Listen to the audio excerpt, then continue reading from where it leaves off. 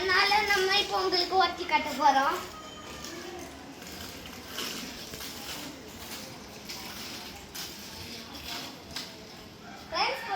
எனக்கு கொஞ்சம் தான் ஓட்ட தெரியும், அதனால கொஞ்சம் வேற மாதிரி ஓடிட்டு இப்படி விளையாட்டு இது பண்ணுவாங்க.